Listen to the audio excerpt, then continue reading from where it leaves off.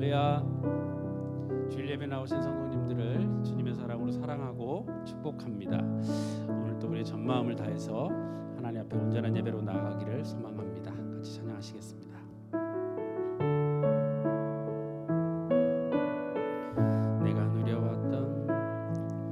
내가 누려왔던 모든 것들이, 내가 지나왔던 모든 시간이, 내가 걸어왔던 모든 순간이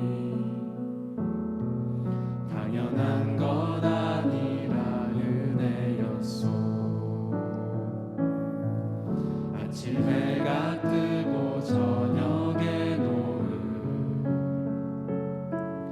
봄의 꽃향기와 가을의 열매, 변하는 계절의 모든 순간이 당연한 것 아니라 은혜였소.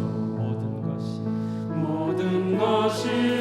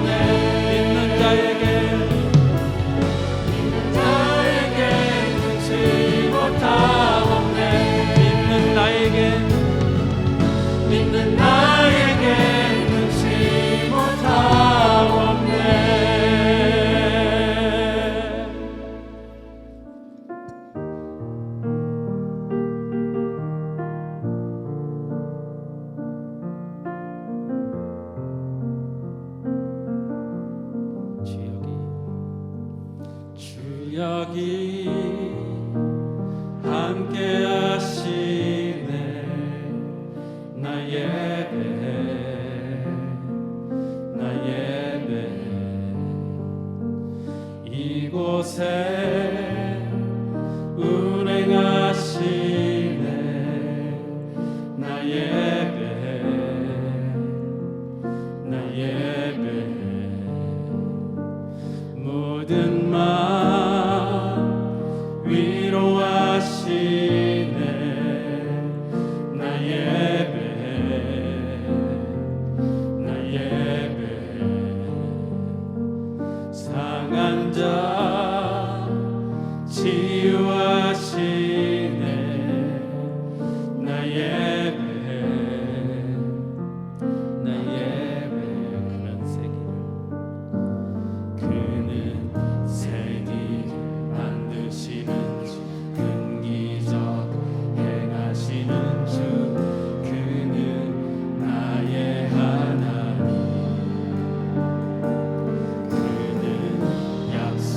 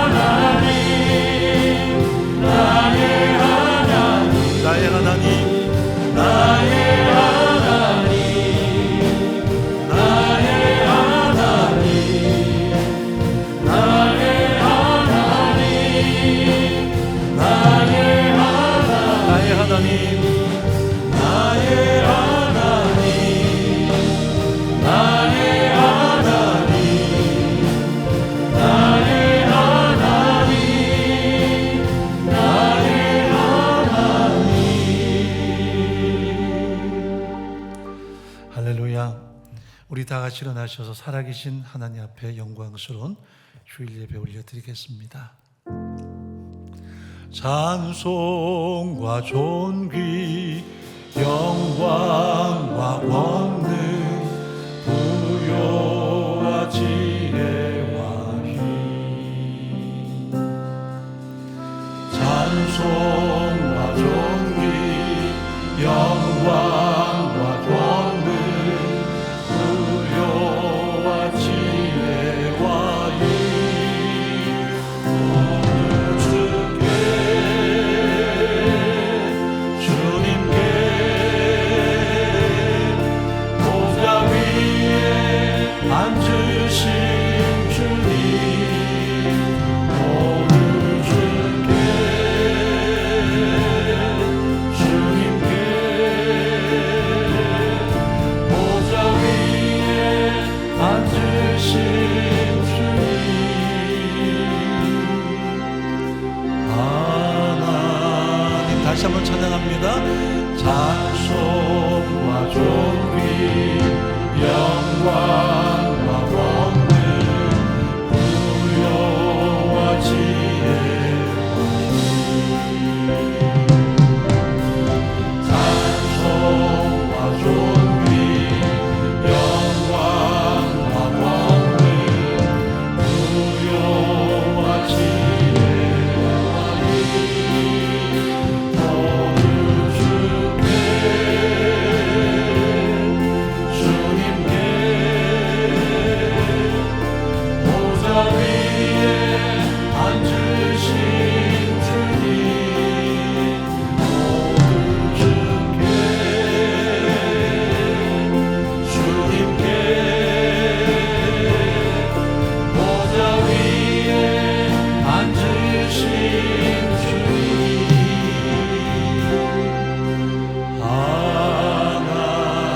하나님 아멘. 하나님은 영이시니 예배하는 자가 성령과 진리로 예배하라고 말씀하셨습니다. 우리의 모든 죄와 허물을 십자가의 보혈의 공로로 용서하시고 다시 한번 거룩한 임재로 가득한 시간 되게 도와주옵소서. 이 시간도 기억하고 또 기억하는 그 은혜 앞에 다시 한번 우리의 삶을 돌이키는 시간 되게 도와주옵소서.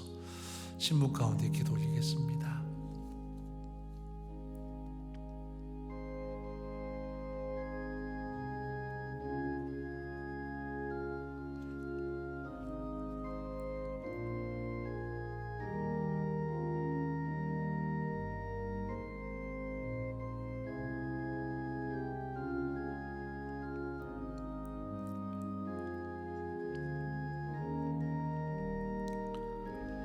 사도신경으로 신앙 고백합니다. 전능하사 천지를 만드신 하나님 아버지를 내가 믿사오며 그 외아들 우리 주 예수 그리스도를 믿사오니 이는 성령으로 잉태하사 동정녀 마리아에게 나시고 본디오 빌라도에게 고난을 받으사 십자가에 못 박혀 죽으시고 장사한 지 사흘 만에 죽은 자 가운데서 다시 살아나시며 하늘에 오르사 전능하신 하나님 우편에 앉아 계시다가 저리로서 산자와 죽은 자를 심판으로 오시리라. 성령을 믿사오며 거룩한 공회와 성도가 서로 교통하는 것과 죄를 사하여 주시는 것과 몸이 다시 사는 것과 영원히 사는 것을 믿사옵나이다. 아멘. 자리에 앉아서 85장 찬양 올려드리겠습니다.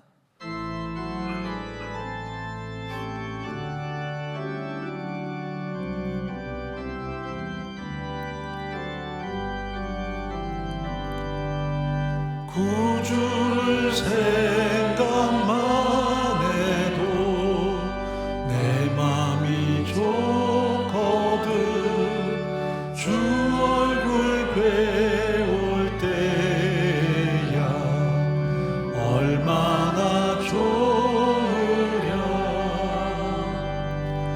만민의 구주 예수여 귀하신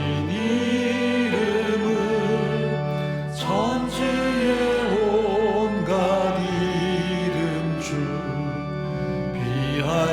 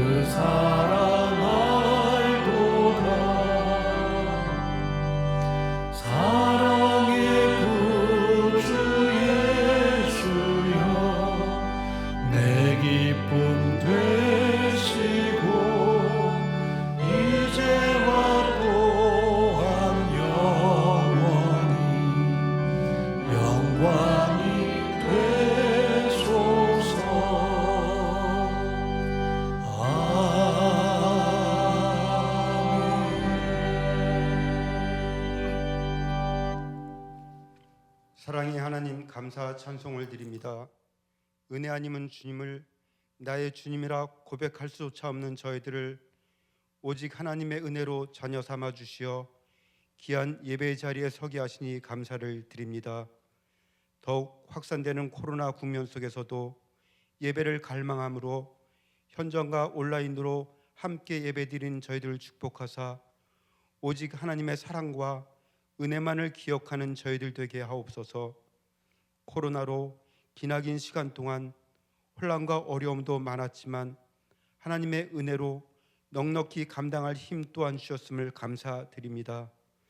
우리 공동체를 사랑하시는 주님, 우리 공동체가 구원의 기쁨을 우리의 입술과 삶을 통하여 이 지역과 이 세대에 귀한 복음의 씨앗을 뿌리는 존귀한 공동체 되기를 원합니다. 이를 위해 온 열정을 다하시는 우리 목사님을 축복하여 주시고 많은 사명 감당하실 때에 넉넉히 감당할 새 힘과 새 능력으로 가득 채워주시길 간절히 기도드립니다. 어려운 상황 속에서도 우리의 다음 세대를 위하여 온라인 성경학교와 수련회를 준비하여 진행하고 있는 교사들을 축복하여 주옵소서. 교사들과 동역자들의 땀과 수고로 존귀한 우리의 다음 세대가 끊임없이 하나님의 은혜를 기억하고 순종하기를 결단하였던 이스라엘 2세대들처럼 말씀을 가슴 깊이 새기는 소중한 시간 되기를 원합니다. 다양한 고통 가운데 있는 동역자들의 삶을 붙들어 주옵소서. 육체의 질병과 사업과 직장의 어려움, 감당하기 어려운 고난 앞에 도우시는 하나님을 신뢰하며 오직 믿음으로 반응하며 간구할 때 치료하시고 위로와 회복해 하시는 하나님을 경험하게 하옵시며 어떤 상황 속에서도 여전히 하나님은 나의 주권자이시며 통치자이심을 잊지 않고 기억하며 살아가길 원합니다. 이 시간 목사님을 통해 진리의 말씀이 선포될 때 보는 눈과 듣는 귀와 깨닫는 마음 주시어 그 말씀이 우리 삶 가운데 진행되는 놀라운 회복의 역사와 능력이 나타나는 귀한 예배되기를 간절히 원하며 우리를 어둠의 권세에서 구속하신 예수님 이름으로 감사하며 기도드립니다. 아멘.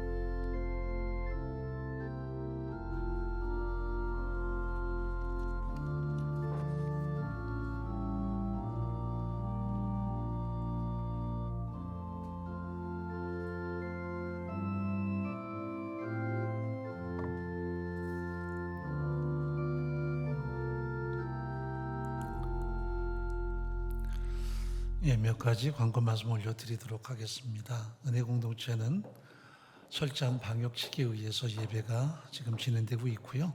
또 모든 온라인도 함께 진행이 됩니다. 지금 오미크론 변이 때문에 만만치 않은 상황들을 맞이합니다. 5만 명은 이미 돌파했고요. 어쩌면 이달 안에 10만, 20만이 넘는 그런 감염자 수가 확산이 될 그런 생각을 해보고 있습니다. 그러나 우리가 철저하게 준비해서 이 모든 위기를 함께 극복해 나가기를 바랍니다. 오늘부터 은혜 공동체 안에 코로나 감염 가족을 향한 섬김팀이 구성이 됩니다. 그래서 모든 순장님들은 재택에서 치료받는 분들이 계시다면 순장님들에게 또 신속하게 연락하셔서 그분들을 도울 수 있는 다양한 방안들을 함께 여러분들이 동참해 주기 바랍니다. 그래서 다양한 부분에서 섬김의 현장이 존재하게 될 것이고요. 그래서 우리가 고립된 상황에서 어렵지 않도록 아마도 보건소라든지 방역체계에서 앞으로 담당하기에는 결코 만만치 않을 것 같습니다. 그래서 교회나 지역사회가 감당할 되겠는데 특히 우리 그레이스 엔지에서 어르신들부터 시작해서 모든 가정들을 잘 돌볼 수 있는 그런 준비가 다 갖춰지기를 우리가 준비하고 있습니다. 오늘 오후 4시에 순장반이 개강이 됩니다. 그래서 유튜브 온라인으로 진행이 되고요. 모든 사랑반 모임도 이번 주부터 진행이 됩니다. 이윤즉슨 우리가 한 주간은 아무래도 웜업이 필요할 것 같고요. 그래서 이런 첨예한 상황에서 서로 무난하고 또 서로 간에 연락이 돼야만 이런 어려운 상황에서 잘 우리가 극복할 수 있기 때문에 여러분들이 문안과 기도로 다시 한번 새롭게 출발하기를 바랍니다. 모든 교육부서가 지금 온라인으로 캠프와 또 수련을 진행하고 있습니다. 시간들을 잘 여러분이 점검하셔서 모든 시간마다 우리의 다음 세대가 캠프와 또 수련에 참여할 수 있도록 잘 격려해 주시기 바라고요. 우리 수고하는 선생님들을 위해서 많이 기도해 주시기 바랍니다. 저도 그제부터 이렇게 수련회 하는 걸 참관해 봤습니다. 우리 선생님들이 참 많이 애쓴다 싶은 그런 현장을 다시 느껴봤는데 끝까지 하나님의 도우심이 가득하기를 바랍니다. 오늘까지 청년 비전 장학금 신청이 이제 마감이 됩니다. 오후 2시까지 신청하셔서 누락되지 않도록 해주기 바라고요. 스타트업도 마찬가지입니다. 또 더 자세한 광고 사항들은 우리 주보나 혹은 온라인 주보를 참조하시면 되겠습니다. 이제 하나님께 우리 연보 드릴 때 그레이스 싱어즈 주니어가 찬양합니다. 따뜻한 박수로 맞이하도록 하죠.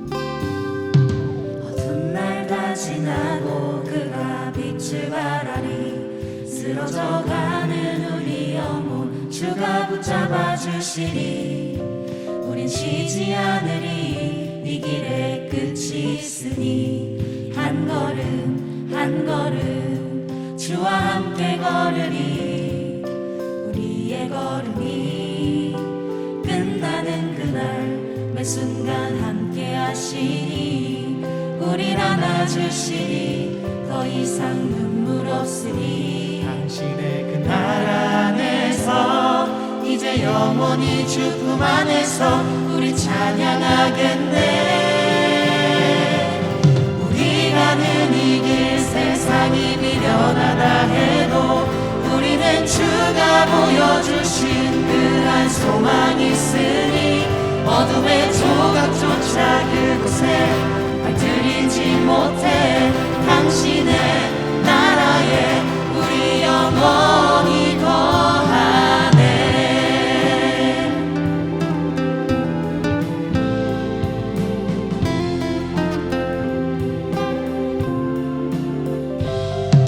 어두운 날 다 지나고 그가 빛을 발하리 쓰러져가는 우리 영혼 주가 붙잡아 주시니 쉬지 않으리 이 길에 끝이 있으니 한 걸음 한 걸음 주와 함께 걸으리 우리의 걸음이 끝나는 그날 매 순간 함께 하시니 우릴 안아주시니 더 이상 눈물 없으니 당신의 그 나라 안에서 이제 영원히 주 품 안에서 우리 찬양하겠네.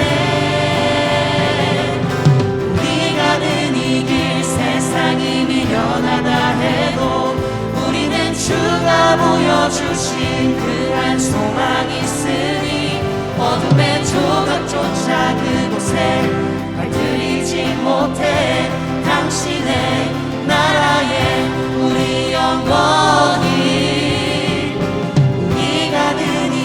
세상이 미련하다 해도 우리는 주가 보여주신 그한 소망이 있으니 어둠의 조각조차 그곳에 발들이지 못해 당신의 나라에 우리 영원히 거하네.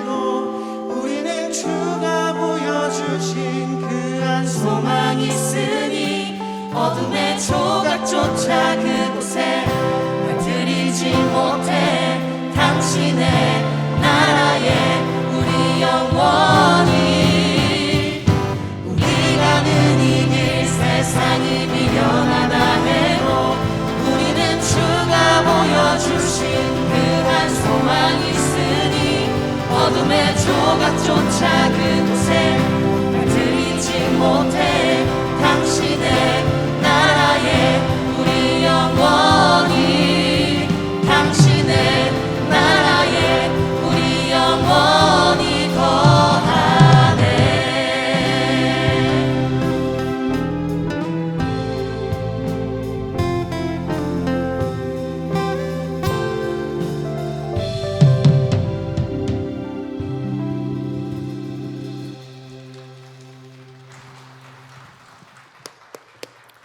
네, 수고했습니다.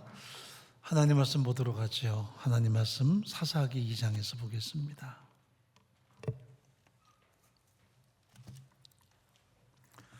8절부터 15절까지 말씀 함께 보도록 하죠. 여호와의 종 눈의 아들 여호수아가 110세의 죽음에 무리가 그의 기업의 경내 에브라임 산지 가스산 북팀낫 헤레스에 장사하였고 그 세대 사람도 다 그 열조에게로 돌아갔고 그 일어난 다른 세대는 여호와를 알지 못하며 여호와께서 이스라엘을 위하여 행하신 일도 알지 못하였더라. 이스라엘 자손이 여호와의 목전에 악을 행하여 바알들을 섬기며 애굽 땅에서 그들을 인도하여 내신 그 열조의 하나님 여호와를 버리고 다른 신 곧 사방에 있는 백성의 신들을 쫓아 그들에게 절하여 여호와를 진노하시게 하였으되 곧 그들이 여호와를 버리고 바알과 아스타롯을 섬겼으므로 여호와께서 이스라엘에게 진노하사 노략하는 자의 손에 붙여 그들로 노략을 당케 하시며 또 사방 모든 대적의 손에 파심해 그들이 다시는 대적을 당치 못하였으며 그들이 어디를 가든지 여호와의 손이 그들에게 재앙을 이르심에 곧 여호와께서 말씀하신 것과 같고 여호와께서 그들에게 맹세한 것 같아서 그들의 괴로움이 심하였더라.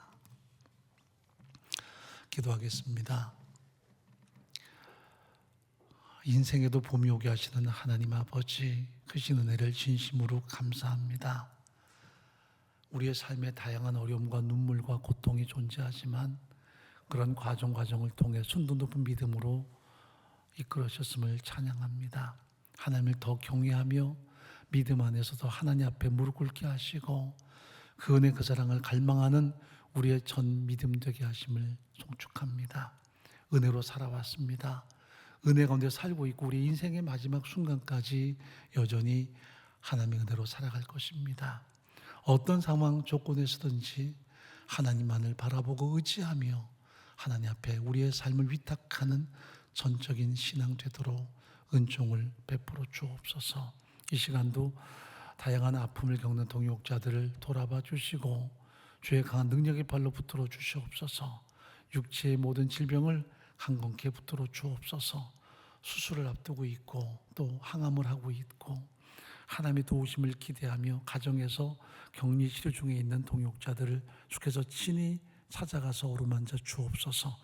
주의 강하신 능력의 발로 붙들어 주시고 하나님의 치유와 자유함을 더하여 주옵소서. 하나님 다양한 인생살이 속에서 결코 녹록지 않은 광야를 지나가며 하나님의 도우심을 구하는 그 모든 간구를 들응답하시고 하나님의 크신 은총으로 늘 역사하여 주옵소서. 이 시간 예배하며 우리의 전 마음을 담은 연보 올려드립니다. 드린 손길마다 은혜와 복을 가득히 베풀어 주옵소서. 지경을 넓혀주시고 주의 손으로 도우셔서 복되고 아름다운 열매들이 가득히 맺혀지도록 역사하시기를 간절히 소원합니다. 하나님의 주권을 인정하며 공급에 대한 감사함으로 드렸습니다. 주께서 눈물로 뿌린 씨앗들마다 아름다운 열매로 완성될 수 있도록 역사해 주옵소서. 이 시간도 헌신과 섬김을 드리는 모든 동역자를 기억하시되 하나님의 은혜로 가득 채워 주옵소서. 특별히 다음 세대 위해서 말씀으로 섬기는 모든 선생님들에게 성령의 충만함과 은총을 베풀어 주시고 그 헌신과 섬김 속에 하나님의 복되신 열매들이 가득가득 드러나게 도와주옵소서. 해외에 있든지 병상에 있든지 군대에 있든지 동일한 은혜를 공급하시고 이 시간도 은혜의 송도에도 같은 바 임재가 가득한 시간 되게 도와주옵소서. 부조한족의 말씀을 전합니다. 성령이 강권하셔서 온전히 하나님의 생명의 말씀만 드러나는 이 시간 되게 도와주옵소서. 우리에게 듣는 마음을 도와여 주옵소서. 예수 그리스도 이름으로 간절히 기도합나이다. 아멘. 우리가 신명기 6장과 8장을 보게 되면 신명기 전체의 주제가 그 속에 잘 농축되어 있습니다. 6장을 보면 마음을 다하고 성품을 다하고 뜻을 다하여 하나님을 사랑하라. 그리고 다음 세대에게 이것을 끊임없이 가르치라는 말씀으로 서로 연계되어 있습니다. 또 8장을 보면 그 다음 세대가 가나안 땅에 들어갔을 때에 기억하라, 기억하라, 기억하라는 명령으로 가득 채워주고 있습니다. 그 땅에 들어가서 그 땅에 기업을 얻고 아름다운 집을 짓고 그들의 모든 소유가 풍성해질 때에 하나님을 망각하지 않고 기억하는 삶을 사는 것이 가장 복되고 중요한 삶의 원리라는 것을 그들 앞에 격려하는 것입니다.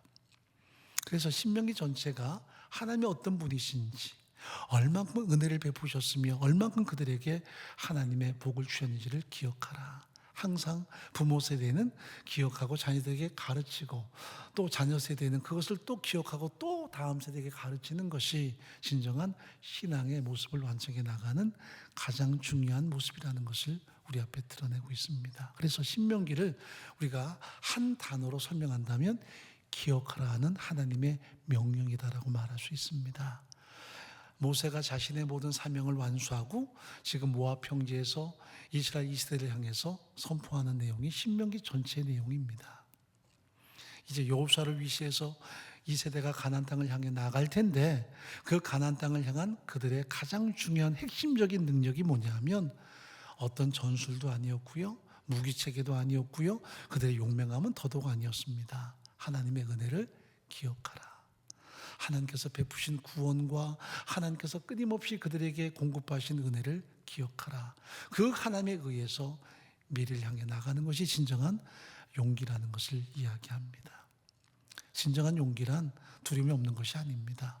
진정한 용기는 위험하고 두렵고 떨리지만 오직 하나님의 언약을 붙들고 그 언약에 의해서 기억하며 전진하는 전 마음을 성경은 용기라고 이야기합니다. 여호수아도 마음에 이미 두려움이 있었습니다. 그렇게 하나님께서 말씀하시오. 넌 두려워하지 마라. 놀라지 마라. 내가 모세와 함께 있던 것처럼 너와 함께 있을 것이다. 너는 마음을 강하게 하라. 하고 말씀하십니다. 그저 마음속에 없던 용기를 불어넣는 게 아니라 가장 중요한 용기는 은혜를 기억하고 하나님을 더 신뢰하는 것이 진정한 용기임을 재천명하는 것입니다. 여호수아를 중심으로 한 이스라엘 백성들은 그렇게 가나안 땅을 향해 진군하고요. 또 그렇게 하나님을 의지함으로 가나안 땅을 정복합니다. 그러나 그 다음 세대, 또 다음 세대는 신속하게 하나님을 망각하기 시작했습니다. 은혜의 가장 반대쪽에 있는 단어가 뭐냐면 망각입니다. 망각은 그저 기억력의 어떤 약함만은 아닙니다. 노골적인 하나님께 대한 도전이었고 하나님을 경멸함이었습니다. 이것을 성경은 망각이라 말합니다. 왜냐하면 잊어서는 안 되는 것들이었기 때문입니다. 하나님의 구원을 어떻게 잊을 수 있겠습니까? 하나님의 공급을 어떻게 그들이 도외시할 수 있겠습니까? 여전히 그 은혜 가운데 살고 있는데도 불구하고 그들은 마치 자신의 능력으로 사는 양, 그리고 그 땅에 우상들이 도와주는 양, 왜곡하고 살아가는 그들의 삶은 모든 것이 다 우상숭배적인 요소로 전락해버리고 말았습니다. 우리는 우상숭배 하면 저 바깥에 있는 사람들로만 생각을 합니다. 지금도 어떤 특정한 장소에서 빌고 염원하는 그들을 우상숭배자로 생각하지만 그러나 교회 안에 우상적인 요소를 갖는 신앙인들이 참 많이 존재합니다. 무엇이 목적인가? 무엇이 인생의 최우선인가를 우리가 점검하지 않으면 신앙인이 선명한 신앙의 기준으로 사는 것이 아니라 왜곡된 가치관으로 살 위험성이 너무나 많습니다. 하나님만을 철저하게 신뢰하고 하나님에 의해서 살고 그 말씀을 따라 순복하는 우리의 전 삶의 모습이 신앙일지인데 우리는 은근히 그 속에 우리의 경험을 채워넣고 우리의 모든 인생의 과정들을 이렇게 장식할 때가 참 많이 있습니다.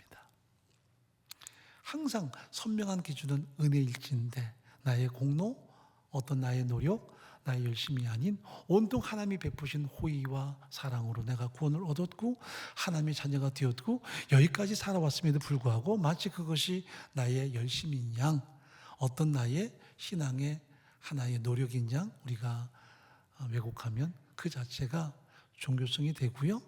더 나아가면 우상이 될 수 있습니다.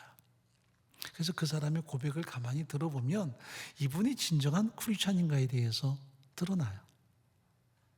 나는 은혜로 살아왔습니다. 내가 지금까지 했던 모든 것은 은혜였습니다. 온전히 하나님의 은혜만 내 삶 속에 존재합니다. 그게 신앙인데 예전에 나 열심히 기도했고 내가 열심히 헌신했고 그래서 하나님이 이런 복을 주셨고 그런 말이 틀린 건 아니지만 괄호 열고 하나의 자기 자랑이 될 수 있고요. 이것이 더 지나가면 우상이 될 수 있습니다. 많은 분들이 신앙생활을 하면서 은근히 자기 과시와 어떤 자신의 지금까지의 공로를 채워놓는 현상이 많이 존재해요. 그러면 은혜로 살아왔다는 선명한 고백, 은혜 가운데 살고 있다는 진정한 선언, 앞으로도 여전히 그 은혜가 필요하다는 절절한 갈망들이 쇠퇴할 위험성이 너무나 많아요. 신앙은 하나님에 의해서 살고 하나님을 통해 살고 그리고 하나님을 향해 살아가는 우리의 전적인 삶의 내용이라면 여기서 벗어나면 신앙의 본질을 우리가 벗어나는 게 돼요. 공동체 안에 많은 분들이 기도합니다. 그 기도의 핵심이 뭘까? 하나님, 언제나 제가 은혜 안에 살아왔습니다. 돌아보니 걸음마다 자옥마다 나는 죄뿐인데 온통 하나님 그것을 은혜로 채우셔서 저를 하나님의 자녀 삼아 주셨고 저에게 베푸신 은혜가 너무나 큽니다. 신앙입니다. 그런데 내가 100일 동안 기도해서 하나님이 이런 결과를 주셨습니다. 그것은 공로가 되고요. 잘못하면 100일 동안 기도한 그 자체가 더 부각되면 그것은 우상이 될 수 있습니다. 예전에 그런 이야기들이 많았어요. 불의 사자 이런 분들 부흥의 공고에 많이 붙어 있었습니다. 3년 동안 저 어느 산 토굴에서 독사와 함께 기도했던 불의 사자. 그건 교회에서 붙이는 전단지가 돼서는 안 되고요. 다른 무당이 붙이는 전단지면 맞아요. 그게 은근히 과시되고 이것이 이 사람의 영성이다. 이것이 이 사람의 실력이다. 그것은 틀린 것입니다. 사도 바울이 드러낸 가장 중요한 그의 영성은 나는 아무것도 아니다. nothing이에요. 오직 나와 함께 하시는 하나님의 은혜로다. 이것이 바울의 진정한 능력이었던 거죠. 세상은 그렇게 고백하면 아무것도 아닌 걸로 여길지 모르지만 하나님의 사람들은 은혜 아니면 나는 아무것도 아닙니다. 그게 그 사람의 전인격인 거예요. 저 사람은 하나님 아니면 안 되는구나. 하나님에 의해 사는구나가 그 사람의 진정한 영적 실력이라는 것을 우리가 알아야 돼요. 잘못하면 종교성으로 치닫게 되고요. 우상으로 치닫게 됩니다. 자기 과시, 자기 자랑 이것은 다 세상적인 것이라는 것을 성경은 말씀합니다. 이스라엘 민족이 갖는 가장 중요한 자산이 뭘까요? 하나님의 은혜를 기억하고 사는 것. 그 은혜 아니면 우리가 아무것도 아니라는 것을 인식하고 사는 것이 가장 중요한 이스라엘 민족의 자산이라는 것을 그들은 끊임없이 경험하고 살아야만 했습니다. 그런데 다 이걸 놓쳐요. 자, 신명기 8장 2절 한번 읽어보죠.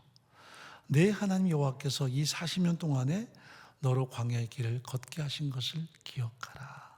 이는 너를 낮추시며 너를 시험하사 네 마음이 어떠한지 그 명령을 지키는지 아니 지키는지 알려 하심이라.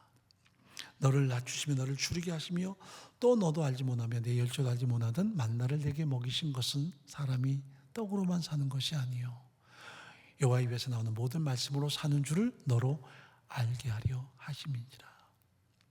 우리는 하나님의 은혜로 산다. 이걸 선명하게 새겨 넣는 과정이 광야 생활이었습니다. 새벽마다 나가서 진 사면에 내리는 만나를 수확할 때마다 이 메누라는 히브리 말은 와디디스, 이게 뭐야? 라는 뜻이거든요. 이게 뭐야? 하나님의 은혜. 매일마다 그것을 가슴에 기록하고 사는 것입니다. 우리가 은혜로 산다. 은혜로 살아왔다.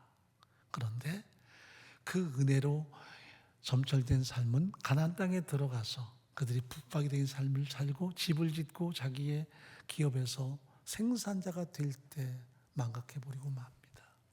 우리가 노력했다. 우리가 이른 봄에 씨앗을 파종하고 우리가 가꾸었다. 그래서 이 모든 결과는 우리의 노력이다. 이것이 하나님을 도외시하는 가장 큰 죄악이었습니다.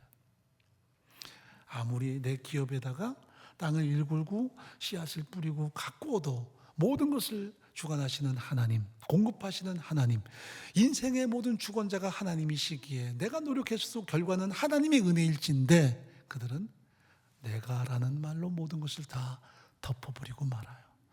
내가 땅을 일궜잖아. 내가 씨앗을 뿌렸잖아. 내가 공급했잖아. 그래서 이 결과는 다 내가 누리는 것이다. 그게 우상이 돼버리고 말아요. 하나님께서 계시는 그 현장에 내가 개입해버리고 내가 서 있으면 그것은 우상이죠. 그래서 우상 숭배의 최고수는 자기 숭배예요. 내가 이루었다. 내 것이다. 내 능력이다. 그 말 자체가 굉장히 위험한 말이 돼버리고 말아요. 그래서 바울이 모든 사도보다 더 많이 수고했는데 그래서 은근히 자기 안에 그런 과시가 있을 뻔한데 그러나 은혜가 그에게 치고 들어옵니다.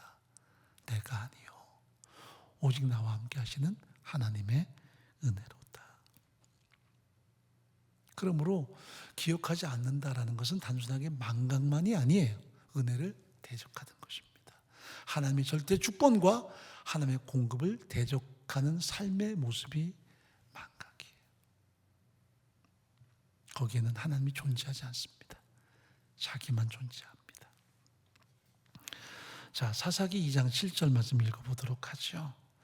백성이 여호수아에 사는 날 동안과 여호수아 뒤에 생존한 장로들 곧 여호와께서 이스라엘 위하여 행하신 모든 큰 일을 본 자에 사는 날 동안에 여호와를 섬겼더라. 언제까지 그들이 하나님의 백성으로 존재합니까? 여호수아와 그의 동지들이 생존할 때까지만이었습니다.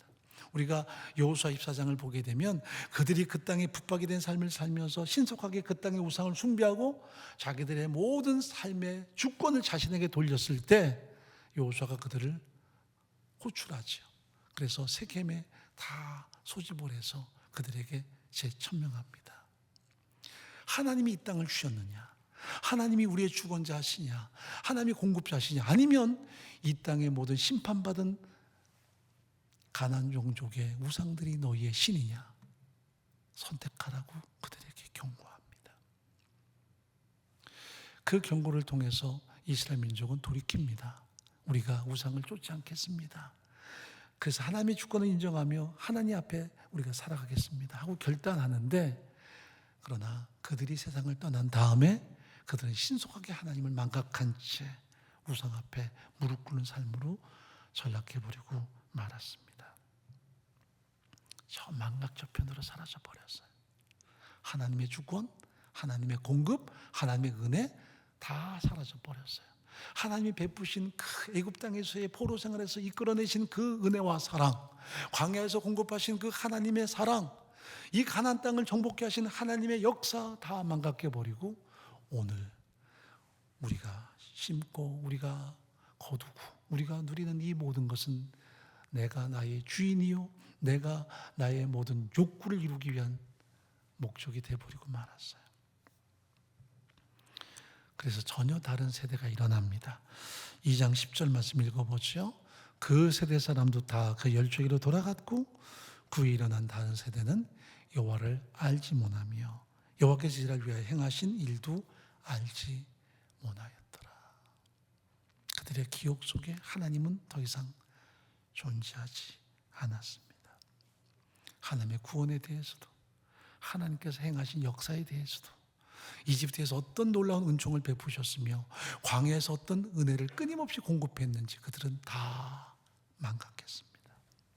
세상 사람이 돼버리고 말았어요. 자기들의 욕구를 따라, 자기들의 이익을 따라 더 그 욕망을 채우기 위해서 이제는 우상 앞에 무릎 꿇고요, 그 가난 종족과 서로 타협하며 자기들의 모든 이기적인 욕구가 모든 것에 우선순위에 서는 삶이 돼버리고 말았습니다. 세상 사람이 돼버리고 말았어요.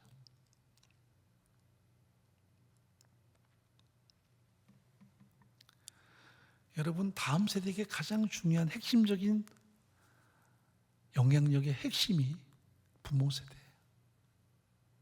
부모가 어떻게 살아가는지, 부모가 무엇을 고백하는지 끊임없이 드러내야 되는데, 이것이 사라지면 다음 세대는 얼마 못 가요. 다 와해돼 버리고 말아요. 그래서 신명기 6장에 보면 하나님을 사랑하라, 마음과 뜻과 성품을 다해 하나님을 사랑하라 하면서 그 다음에 부모 세대에게 어디에 있든지 자녀들에게 하나님이 어떤 분이시며 그 하나님의 은혜가 얼마나 큰가를 가르치라고 끊임없이 명령합니다.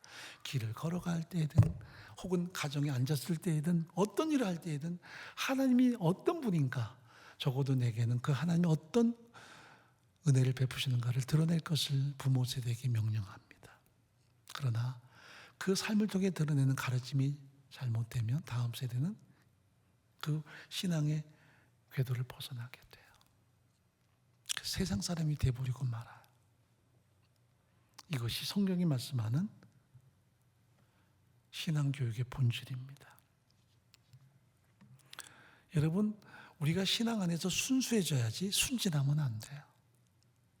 순수함이란 힘들고 고된 과정을 통과하면서 모든 불순물은 정제되고 용해돼서 순도 높은 전인격이 남는 게 순수라면, 그래서 마치 정금을 만들어낼 때에 금강석에서 그걸 빻아서 재련하고 그리고 물에 깔아앉혀서 걸러내고 그걸 녹여서 7번 녹여야만 순도 높은 금이 되듯이, 그렇게 해서 순수한 하나님의 사람이 돼요. 내 힘으로 안 되는구나, 내 능력으로 안 되는구나, 하나님만을 의지하고 하나님께 무릎 꿇는 순도 높은 크리스찬. 근데 순진한 사람이 많아요. 천진난만해요. 겉으로 보기에는 천진난만하니까 참 좋아 보이지만 잘못하면 무지할 수 있고요, 선동당할 수 있고요, 이용당할 수 있어요. 그래서 교회에서 제일 위험한 사람들이 순진한 사람들이에요. 언제나 시험의 최선봉에 서는 사람들 순진한 사람이에요. 왜냐하면 선동당했으니까요. 말 한마디도 확 뒤집어지고요, 어떤 상황에서도 막 분노하죠. 우린 순수해져야 돼요. 역경과 고난을 통해 정련되고 철저하게 스스로를 정죄해서 하나님의 말씀 앞에 살아가는 우리의 전인격, 이게 순수한 크리스천이죠. 1세대가 그 순수한 신앙을 계승하지 못할 때 2세, 3세대는 다 와해돼 버리고 말아요. 순진한 하나님의 백성처럼 보이지만 그들 속에는 온통 세상으로 유린당하는 모습이 돼버리고 말죠. 11절 말씀 읽어보겠습니다. 이스라엘 자손이 여호와의 목전에 악을 행하여 바알들을 섬기며 애굽 땅에서 그들을 인도하여 내신 그 열조의 하나님 여호와를 버리고 다른 신 곧 하방에는 백성의 신들을 쫓아 그들에게 절하며 여호와의 진노하시게 하였으되 곧 그들이 여호와를 버리고 바알과 아스토를 섬겼다. 버렸다는 말이 참 무서운 말입니다. 하나님을 버렸다. 하나님의 절대 주권, 하나님의 공급을 깡그리 무시할 뿐 아니라 적대시하는 것입니다. 우리가 누구로부터 공급받았는가, 하나님이 내게 어떤 분인가, 다 그것을 무시해버리는 것입니다. 우리 힘으로, 우리 능력으로 여기까지 왔다. 은혜 아니면 아무것도 아니었는데 그들은 철저하게 세상과 타협하고 세상의 우상을 향한 삶으로 전락해버리고 말아요. 여러분, 우리가 우상 숭배합니까? 우리 스스로 안 한다고 자부하죠. 그런데 우상숭배가 많거든요. 여러분, 성경이 우상숭배하지 말라 할 때는 세상 사람에게 주는 경고만은 아니에요. 그들은 성경을 지금 찾아 읽을 수 없으니까 성경에 나오는 모든 경고는 대부분 교회 안에 있는 사람들에게, 우리에게 주시는 경고예요. 세상 사람은 다 우상숭배자예요. 근데 그들 우상숭배하지 마라 이렇게 선언하는 것은 어떻게 보면 해픈 말이 돼요. 우상숭배는 우리에게 주는 경고예요. 우리에게 우상이 있어요. 하나님의 절대주권 앞에 무릎 꿇고 하나님의 공급하심에 대한 감사를 가지고 매 순간 나는 하나님 아니면 안 된다는 그런 믿음의 선명한 기준으로 살아야 되는데, 이게 사라지면 우리의 공로가 남고 우리의 신앙에 여러 가지 경험이 남고 한때 열심만 남고 한때의 신앙의 길이만 남아버리면 오늘 우리는 우상 앞에 무릎 꿇은 존재가 돼요. 그래서 제일 무서운 말이 과거에 나도 이렇게 열심히 있었다, 나도 그런 신앙에 최선을 다했었다라는 과거형의 고백들이에요. 그거 우상이 돼버린 거예요. 지금 아니면 안 돼요. 보라, 지금이 은혜 받을 만한 때요. 보라, 지금이 구원의 날이라. 교회에서 제일 무서운 고백이 뭔 줄 아세요? 나도 한때 그랬었어. 그게 굉장히 위험한 말인 것이, 지금 열심히 하려는 사람에게도 그것은 큰 장애물이 돼요. 나도 과거 열심히 했었어. 그 말은 해봐, 나중에 별거 아닌 게 돼. 나중에 우스워지는 존재가 돼. 그런 은근한 압박이 담겨 있어요. 여전히 진행형인 사람은 그런 말 안 해요. 항상 은혜로 살고 은혜 가운데 살고 있고요.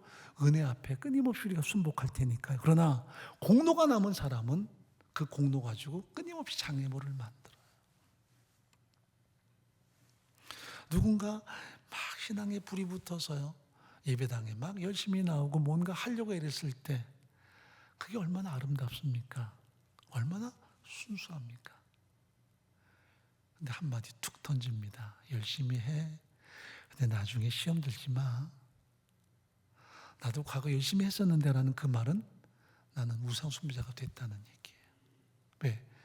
열심히 했는데 시험에 들어오는 것은 자아숭배가 있었으니까요. 나라는 존재가 있었으니까요. 그게 공동체 안에 참 많아요. 그래서 자기 공로가 남든 자기 열심히 남든 그것이 우리 삶을 무너뜨리는 가장 무서운 대적이에요.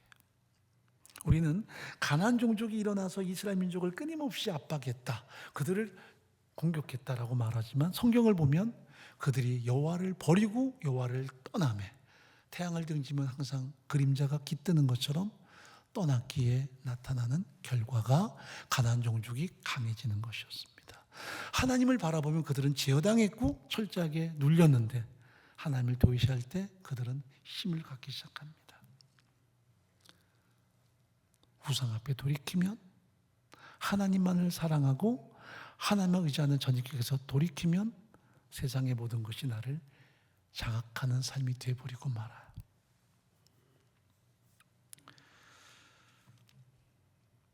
우상숭배 문제는 세상 사람이 아니라 바로 내게 대한 하나님의 선명한 경고입니다. 그래서 돈도 우상이 될 수 있고요, 자식도 우상이 될 수 있어요. 사랑해야 될 마땅한 존재인데 우선순위가 바뀌면 우상이 돼요. 뭐 우리가 사랑한다 이렇게 말하면 고개가 갸우뚱하죠. 아니, 부모가 자식을 사는 게 마땅하지 않습니까? 맞아요. 그러나 하나님의 주권과 하나님을 드러내는 선명한 기준에서 벗어나면 이게 우상이 돼요. 요 사이는 한쪽에서 아동학대가 막 이렇게 일어나는 그런 모습 보면 참 참담하지요. 근데 또 한켠에 보면 아이들에 대한 너무 지나친 어떤 존대, 지나치게 아이들을 우선시하는 것도 우상이 되거든요. 그것도 위험한 거예요. 예전에 새가족반 제가 이렇게 모임을 갔다 보면 이런 분들이 계세요. 제가 이렇게 교회를 둘러보다가요, 우리 아이에게 적합한 교회를 찾느라 은혜교에 왔습니다. 참 좋은 고백인데, 여러분, 아이에게 적합한 교회를 찾아주는 것은 학원 순례하듯이 하면 돼요. 그러나 중요한 것은 당신에게 가장 중요한 공동체를 찾는 거예요. 내 영혼이 변화되고 내 삶이 변화돼서 그 가르침을 내가 해야 되는데 자꾸 우리는 그런 것들을 맡겨요.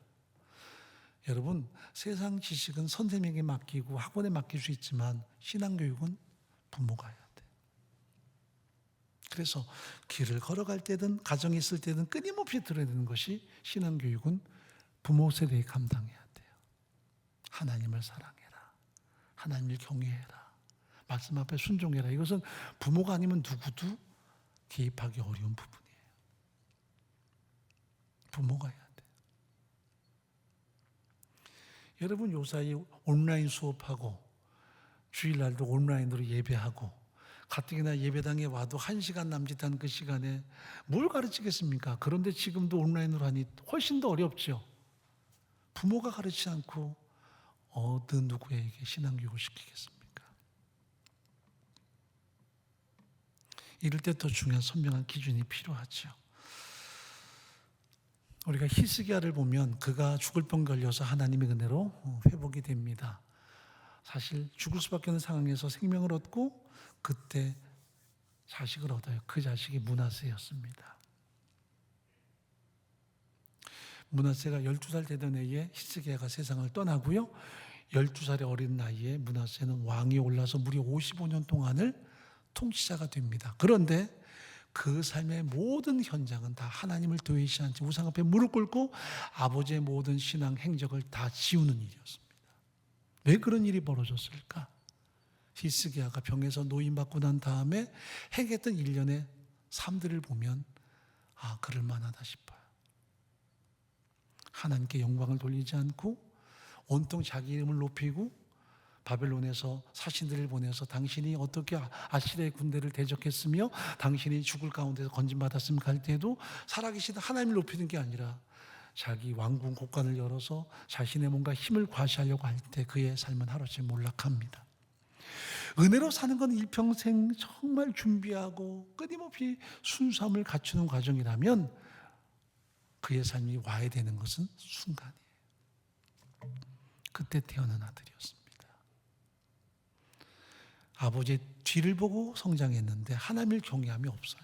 그전에는 철저하게 개혁하고 우상을 다 척결하고 하나님께 돌아와서 어떻게든 이스라엘 민족을 말씀 앞에 세우려고 애를 썼고 기도하며 아시리아의 모든 군대를 물리쳤던 믿음의 사람이었는데 자식은 그 광경을 단 한순간도 보질 못했어요. 자식이 보았던 것은 자기 자랑, 자기 교만으로 가득 찼던 아비의 뒷모습이었던 거죠. 보여지는 게 중요해요. 교회 안에서는 타이틀이 있고요. 저도 목사고요. 앞모습을 보이지만 그러나 대부분의 자녀들에게 보여지는 모습은 뒷모습이에요. 나는 몰라요. 뒷모습을 보고 있다는 것. 아이가 그것을 다 보고 성장해요. 은혜로 살고 은혜 아니면 안 된다는 우리의 전적인 고백이 왜 중요한 줄 아십니까? 그것이 입술에 발린 이야기가 아니라 삶을 관통하는 선언이 되면 자녀들이 그걸 통해서 하나님의 은혜 아니면 안 되는구나. 매 순간 은혜를 붙들고 사는 우리의 삶을 그 자녀들이 가슴에 담는 것이 가장 소중하기 때문입니다. 자, 2장 1절 한번 읽어보도록 하죠. 여호와의 사자가 길갈에서도 보기에 이르러 가로되 내가 너희를 애굽에서 나오게 하고 인도하여 너희 열조에게 맹세한 땅으로 이끌어왔으며 또 내가 이르기를 내가 너희에게 세운 언약을 영원히 어기지 아니하리니 너희는 이 땅 거민과 언약을 세우지 말라. 그들의 단을 헐라하였거늘 내가 내 목소리를 청종치 아니하도다. 그리함은 어찌미뇨 하고 하나님의 사자를 통해서 이스라엘 민족에 직접 경고합니다. 이제 여호수아는 사라졌고요. 그들이 도무지 말씀 앞에 돌이키지 않고 자기 삶 방종으로 시달릴 때 하나님은 특별한 방식으로 당신의 사자를 통해서 그들에게 직접 이 말씀을 하셨습니다. 자, 그때 사전 한번 보죠. 여호와의 사자가 이스라엘 모든 자손에게 이 말씀을 이르매 백성이 소리를 높여 운지라.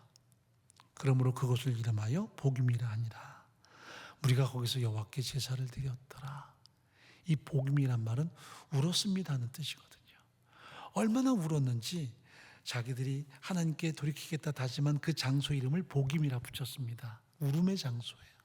근데 문제는 울기만 했을 뿐 삶의 방향을 돌이키지 않았습니다. 이것을 흔히 변죽만 울리는 삶이라고 이야기합니다. 여러분, 회개는 방향을 돌이키는 것이지 그저 마음에 느낌을 가지고 우는 게 아니에요.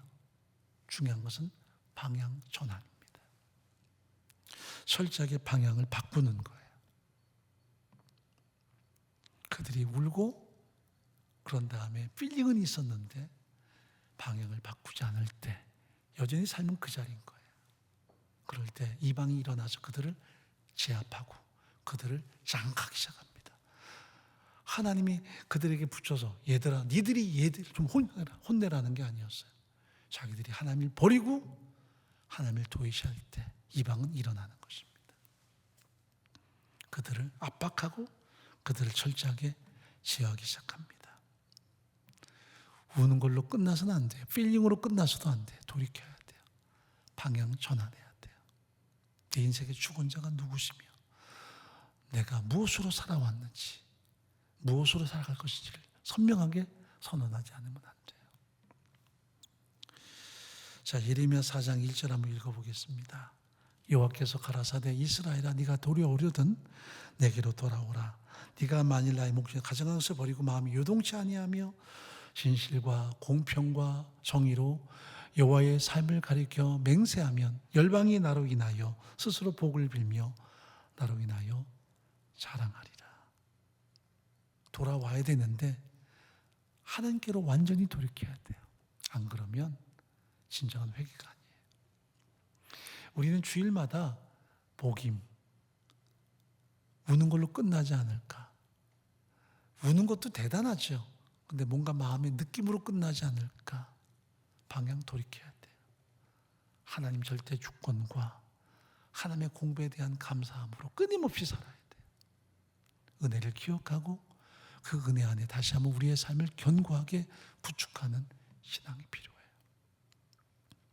종교성이 아닌, 신앙 경력이 아닌, 하나님의 은혜 아니면 난 아무것도 아님을 선포하고 여전히 은혜를 붙드는 전적인 삶이 너무나 소중한 거죠. 오늘 우리의 삶이 하나님을 더 바라고 의지하고 신앙의 경력이 아무리 오래됐어도 여전히 남는 것은 하나님의 은혜만 남고 우리 삶의 선명한 기준도 과거 행했던 어떤 일들 공로가 아니라 여전히 은혜로 말미암아 내가 어떻게 하나님께 응답할 것인가, 오늘 순종할 것인가, 그렇게 살아나갈 때 여전히 우리의 삶의 오늘 하나님이 늘 임재해 계시는 소중한 역사들이 삶을 통해 가득히 드러나시기를 간절히 바랍니다. 하나님 아버지, 은혜로 살아왔습니다. 또한 은혜 가운데 살아갑니다. 어느 한순간도 하나님의 은혜가 우리의 삶 속에 공급되지 않으면 우리가 존재할 수 없었음에도 불구하고 마치 나의 공로인장, 열심인장, 나의 신앙의 어떤 종교성인장 우리가 왜곡하고 살 때가 많았습니다. 이래서 하나님이 나를 사랑하시는 걸 거야. 또 이런 면 때문에 하나님이 내게 역사하시는 걸 거야. 그러나 다 허탄한 이야기입니다. 우리는 온통 죄인의 기수였는데 하나님이 은혜로 말미암아 나를 죄로부터 구속하셨고 그 은혜를 여전히 공급하셔서 우리가 이만큼 하나님의 말씀 앞에 서는 삶을 살아가는 것입니다. 매 순간마다 더 사무치고 더 감격하며 하나님의 한 되심을 선포하고 오늘도 기억하고 사는 저희의 전 삶이 되도록, 그래서 우리의 다음 세대가 그 은혜를 통해서 그 삶이 더 견고히 구축되는 순수한 신앙으로 설 수 있도록 역사해 주옵소서. 예수님의 이름으로 간절히 기도합나이다. 아멘. 우리 다 같이 찬양합니다.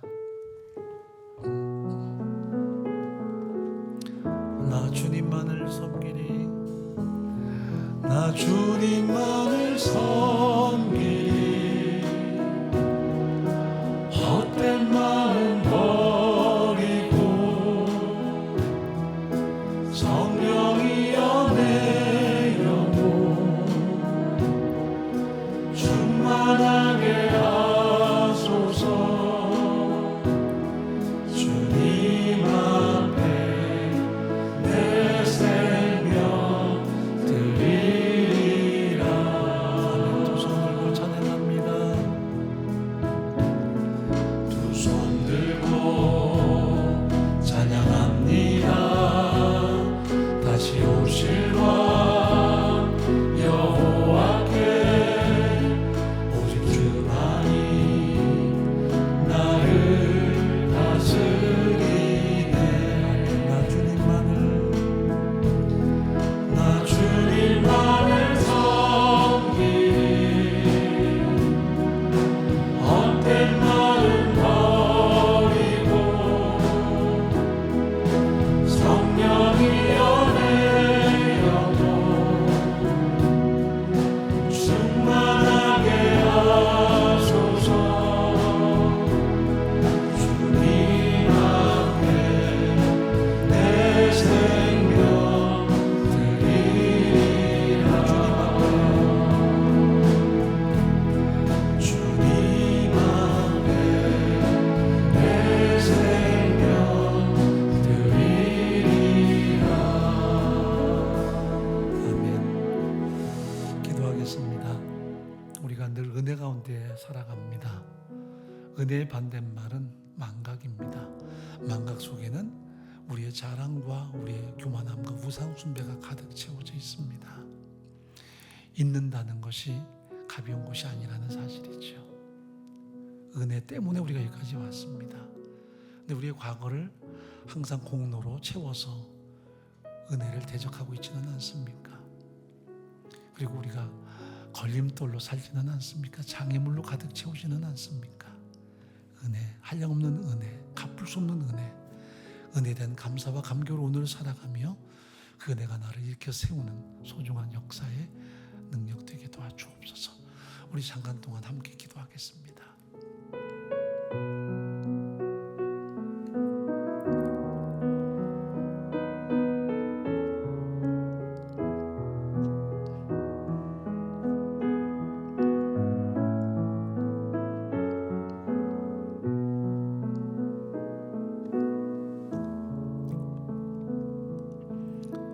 지금은 우리 주 예수 그리스도의 크신 은혜와 하나님의 사랑과 성령의 함께 하심이 사랑하는 모든 동역자들과 우리의 존귀한 다음 세대 위에 공동체에 함께 하시기를 간절히 축원하옵나이다.